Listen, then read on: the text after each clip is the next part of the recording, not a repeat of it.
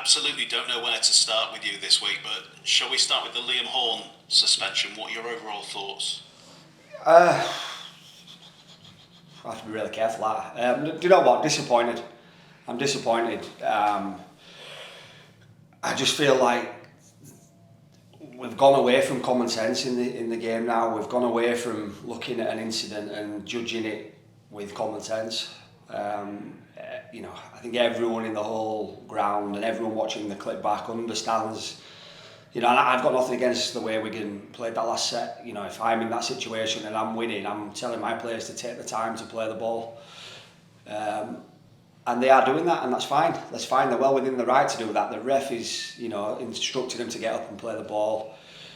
Liam's anxious for us to get a chance to attack, to get back in the game, and the Wigan players laughing and smiling and joking with him, looking at the clock. It's just so obvious what's playing out, and I just think for the game not to be able to understand that and see that and realise that, it's crazy. And now Liam gets a 6-game ban.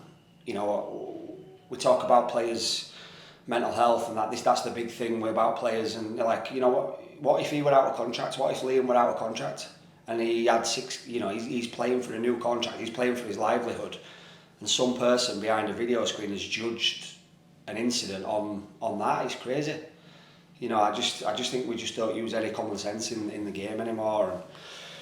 We're looking to do something about it. I feel like we've got a really strong appeal, and there were a very similar incident happening in another game that didn't go that way. So I just honestly, the inconsistent, and again, just some inconsistencies are frustrating for everybody. So you are going to appeal this? Yeah, we're taking some advice. We're going to look at our options, and I feel like we've got a really strong case. And look, I'm all for players. I don't want anybody an injured player down. I instruct my players not to touch or not to go anywhere near him, and my players are smart enough to know when someone's hurt and in a vulnerable position, and they won't touch him, they won't pick him up. But he was laughing and joking with Horne, winding the time down. So Horne knows he's not injured. That's common sense. That's, and Liam's not that type of player to pick him up if he's hurt.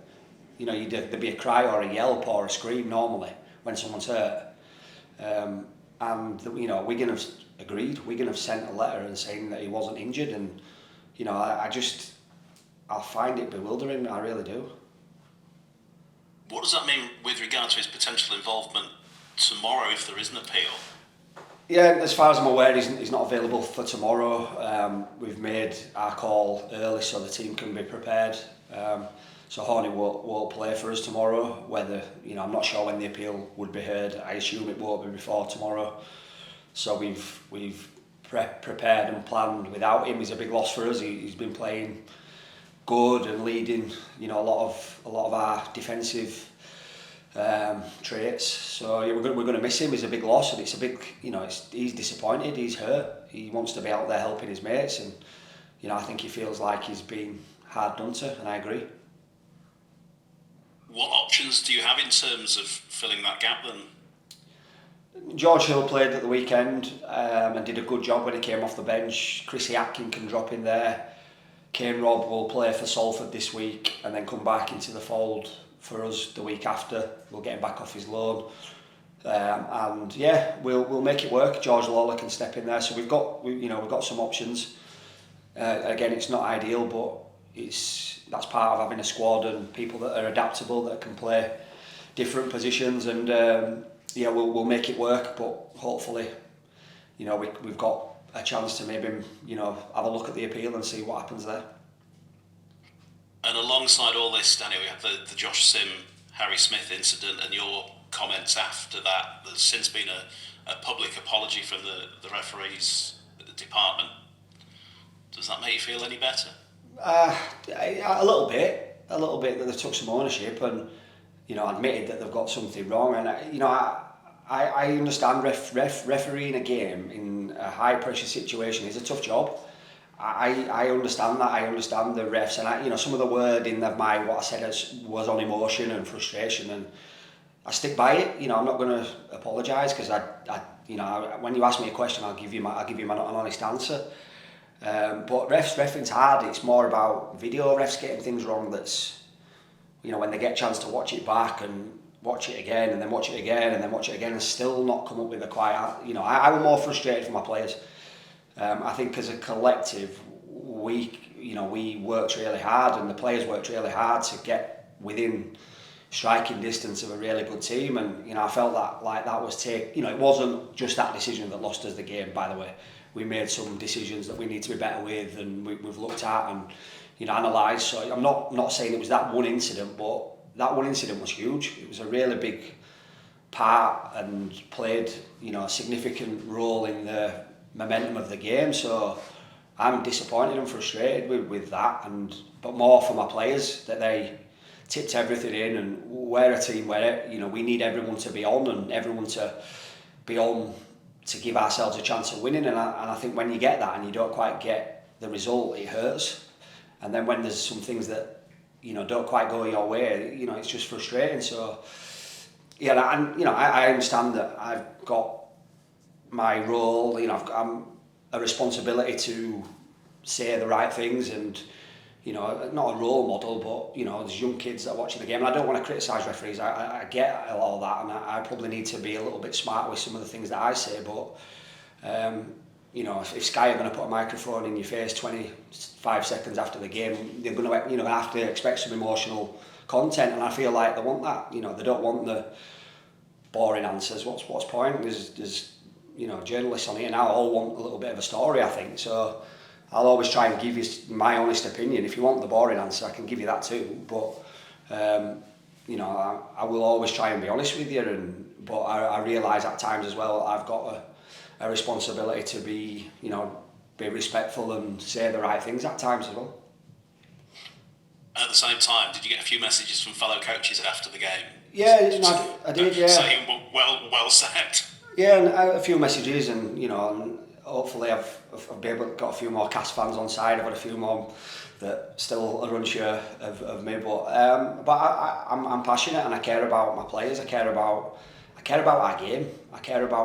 That's all I know is our game. And when I feel like it's getting threatened and we're not quite doing some of the things that we all want for us to get better and grow as a game, then I'm going to say it because I want our game to be good and everyone to love it. And there's some people, I speak to a lot of people and they're frustrated with some of the things that are happening in the game, not just refereeing decisions, by the way, but some other things that are happening. Who speaks about IMG now, by the way? IMG was all the rage last year. You couldn't have a conversation without IMG. I hadn't heard it for the last few months. Does anybody mention it? Does that exist anymore?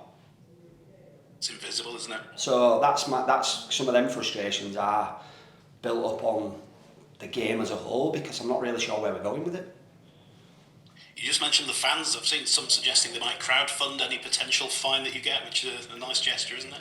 I hope so, JD, because I'm skint. I'm going to have to definitely set a payment plan. Honestly, I am on the breadline, really struggling at the minute. So, no, do you know what? It's been good, and the Cas fans are passionate and they care, and they really want to get behind the players. And I thought it was a really good atmosphere at the weekend, and hopefully they saw the fight and the spirit of the players. And I suppose it's, I'm going to come on and with a bit of a rallying cry. I would love to see good numbers there tomorrow again, and I'm sure they will. I've seen lots of posts and met lots of fans over the last few days, and they're really keen to get behind the team and come support Thursday, because we need to back up some of the things that we did really well on tomorrow against a desperate team. Well, let's just talk about the game, because it's probably lost amid the controversy, I suppose. What are you expecting from Huddersfield, and how significant is this as a fixture for Cas? Yeah, no, I think it's a really big game. I think it's two teams that are desperate, really. I think they're desperate. I think that over the last month, I think they are playing better. Obviously, they should have beat Wigan, they beat Warrington. They played in France at the weekend in crazy heat, so I think we can let the performance off. That I don't think that was the true Huddersfield. So my players are aware that Huddersfield are a good team. They've got some good players that are going to come and challenge us. So my message to them this week has been get ready. They're desperate, but we're more desperate, or as desperate, to play well, to back up a good performance, and you know, we want the win, we want the 2 points, and we understand, you know, some of the things that we're going to need to do to get that. But you know, I feel like, you know, we're in a good place. We analyse some of the things that we did well and analyse some of the things that we didn't do quite so well against Wigan, and we get a chance to fix it with a short turnaround. But there's no excuses from our end. Huddersfield have come back from France, so my players, zero mention of being tired or fatigued. They're ready to go.